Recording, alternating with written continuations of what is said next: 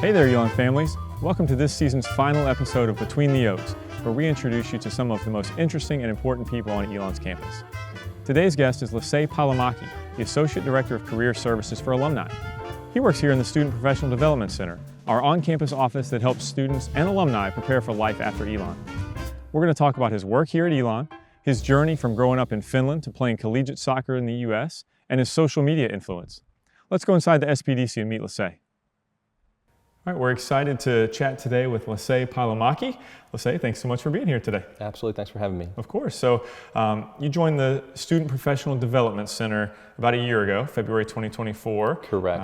Title of Associate Director of Career Services for Alumni. So tell us a little bit about that role and what attracted you to that job. Absolutely. So to give you a little bit of context, first of all, it's a brand new role. There has not been any precedent in this role before. So I'm the first person holding it, which means that we're still in year one and figuring things out as we go. But we have a set of foundational services we're offering for alumni who are all, recent alumni, more experienced alumni, et cetera. And that ranges anything from one-on-one coaching, which is kind of like my most on-demand service. So a lot of folks like to come to me and we talk about career exploration, LinkedIn, interview prep, et cetera. And that support ranges once again from alumni who have just graduated to alumni who might be 15, 20 years out of their time at Elon. So it's been a really fantastic situation that we've been able to support our alumni through that capacity. Outside of the one-on-one coaching, we do a lot of workshops. So we do some online, we do webinars. I also do travel to different cities where we have a strong presence, whether it's East Coast, West Coast, or somewhere in between. And most recently, we did launch an asynchronous resource, which is really exciting for us because I am just one person in this role, and we do have a lot of demand for alumni. I think I had 350 calls in the first year alone with alumni supporting them in one-on-one capacity. So we did launch what we call Career Search Foundations, and that course is fully asynchronous. Alumni can access it on demand whenever they want to through our website, and that way we can provide the same kind of support to them as I would on a one-on-one call, but that way once it is on demand, they can utilize it as they wish. Gotcha. So I'll say you grew up a long way from here. You grew up in Finland. Correct. So tell us a little bit about your journey to get to this part of the world.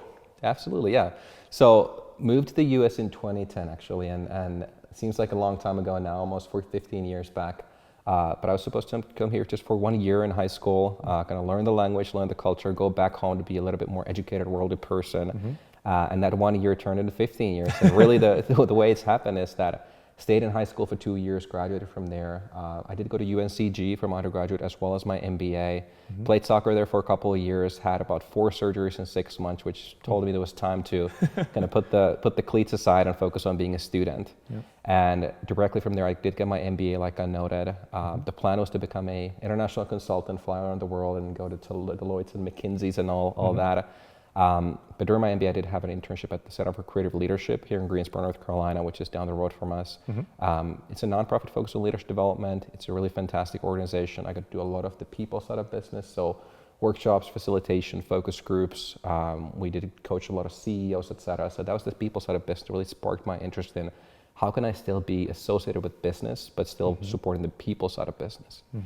Now, after my MBA, I did go back home to Finland. We have mandatory service, so I served for about a year in active duty in a role of a sergeant, currently reserves right now. But in that role, I oversaw a squad of about 30 soldiers. And on a daily basis, we did a lot of coaching, mentoring, exercises, training. So I just got to really develop those folks in my squad, which was a fantastic experience. It kind of solidified in my mind that I want to work with people, help support people, and help them grow to be their best selves. Now, I didn't know exactly what that meant at that time, but after my active service concluded, I did have an opportunity to go back to the business school at UNCG, the Brown School of Business, and work in a professional development capacity with our undergraduate and a little bit our graduate students as well. And in that role, once again, there was a lot of one-on-one coaching, curriculum development for our professional development curriculum, student organizational work, et cetera. And that solidified to me that I want to be in education, I want to be supporting people. And the funny thing is that when I was back home in Finland, my parents are educators. So both of them are in the middle school, high school levels and lower school in Finland, which is known for its education system. And they told me, do not go to education. If you want to build a financially stable career in life, it might not be the right path. And maybe that's a second career down the line. And here I might find myself with 2 business degrees and still in education. So I'm very happy to be here. But really, like I said, I was in a professional development capacity at UNCG for 3 years. After that, I worked at USF down in Tampa for 2 years. And that was a non-student facing role. So I was supporting our advancement folks, so development officers, alumni associations, et cetera, And I felt like something was missing. Like I really loved the work with the staff and alumni, et cetera, but I felt like I was missing that one-on-one interaction with our students and the alumni base because my work was mainly focused on supporting our staff. And I was doing that for 2 years, and then this role at Elon opened up, and I kind of married all my past experiences from coaching students, coaching alumni, working with the Alumni Association a little bit at USF down in Tampa, and it was just a perfect fit. And my wife actually went to Elon for her master's, so I knew what to expect from the campus. I knew that some of the people on campus, and really felt like it was the perfect opportunity just to relocate back here where we have a lot of community of people. Yeah, and it got you back to the place where you know, right? You've been in the triad for a long time. Absolutely. Good. And so your impact on the world is not limited to your 9 to 5. One thing that I've found really interesting is you're a very interesting follow on LinkedIn, I think. Thank you. I've followed you. I'm one of your 26,000 followers on LinkedIn. Thank you. And I've noticed that you post tips and things like that for students pretty much every day. So how did you get started kind of doing that social media piece? Absolutely. So thanks for being a follower, first of all. I appreciate that. The way it started was about 3 years ago. I was still at USF, like I noted. And referring back to the point of not having that student interaction on my day-to-day work there, I felt like something was missing. I felt like I had a lot to say and a lot to share to students in terms of advice. They're graduating, they're looking for jobs or internships, maybe recent graduates or alumni. And I felt like a lot to share based on what I had learned at UNCG in 3 years working with them. And LinkedIn just happened to be the only avenue that I thought of, like, hey, I'm going to post some content there, see if it's resonating. And I got some good feedback early on from some students, as well as faculty and staff who followed me, and they told me that they appreciate my perspective and tone and just the actionable tips that I was sharing. And I decided, like, I have no idea where this is going, but I might as well post 3 to 5 times a week and see what happens with it. Yep. And now 3 years later, like you said, I've had about 26,000 followers. I work with about 35 institutions, providing workshops and coaching the students, etc. So it's really snowballed from there. And it's a fantastic addition to my work at Elon because obviously I work with alumni here, a little bit with students as well. But it goes hand in hand with what I want to do on the side as well. So both perspectives support me. I learn a lot from the students, alumni that I work with, the institutional partners that I have, and I can bring all of that back to Elon as well, which is really neat. Yeah, and I recommend all of you out there watching, encourage your students to follow Lasse on LinkedIn and even do it yourself. He provides a lot of good tips that are really interesting, even if you're not in the job market yourself. So. Let's go back even further. So you mentioned your military service. So you're from Finland, and they have a mandatory. Is it 1 year? 6 to 12 months, depending on the role you serve in. So after you're done with your schooling, right? Correct. So just real quick, you mentioned it a little bit earlier, but what was that experience like, kind of being in the military for a year? So I personally loved it. Yeah. I think a big part of the military, first of all, is a little bit different, obviously, in Finland versus the US. The experience is going to be a little bit different. But given that in Finland, everyone has to go through the process. It's a different type of an experience and maybe a different type of connotation around it. Sure. It's a big community of people because you go there typically around the same age, either after high school or after college, which is I did mine after college, obviously.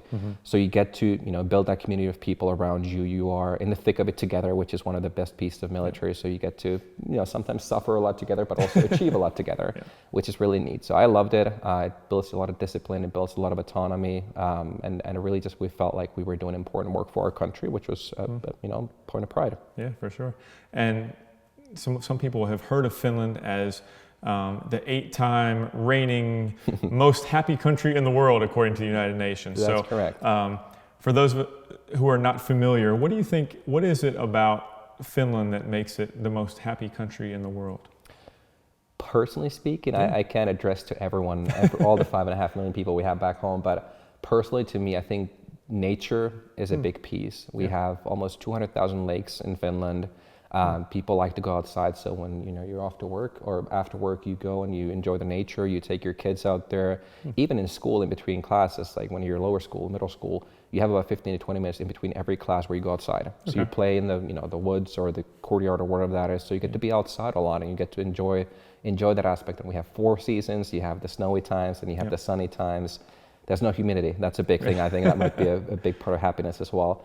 I do think the nature is a big piece. At least personally, that's something that I've been, looking when I came to the U.S., and which is why I'm in North Carolina as opposed to in a massive metropolitan city. Right. Yeah, definitely. So, is it a place you think you'll ever go back to, or like to live permanently, or is the U.S. now permanent home? It could be. We're very happy here. My wife is from the U.S. She grew up in Los Angeles, or outside of Los Angeles, from Woodland Hills. Yep. Our daughter is a dual citizen right now, so she has passports both ways, and we can go back and forth as we wish. So you never know. We have a lot of flexibility, which is fantastic, but we do love our time here right now. Very cool. Yeah. Very cool. Well, the last question I always like to end these interviews with, when parents come to visit their students always want to get off campus, whether it be to eat or to go do some activity or something. From your perspective, if you were a parent visiting their student, where should they take their student? Yeah, so that's a great question. I'm a little bit biased. I do live in Greensboro, so not in Elon or Burlington, but the Greensboro Science Center. I think this is a fantastic investment if you are going one time, or if you have a season pass, if you do live somewhere local. We take our daughter there all the time, and we just like to go with my wife and just the two of us. It's just a fantastic community of people. Really cool experience. They have the country park right next to it, so they have a little lake if you like to be outside, etc. So that would probably be my pick. Yeah, I like it. It's a good place, especially. You said with kids, it's a good place, but even for adults, it can be a fun place to check out as well. So very good. So if parents have questions for you or want to get in touch with you, I guess LinkedIn's one way they could get in touch. Absolutely. Is there a better way, or is that how they should do it? So LinkedIn is one way. You can also navigate to our SBDC website. So simply typing in, SBDC Elon alumni support, and that way they can find my services.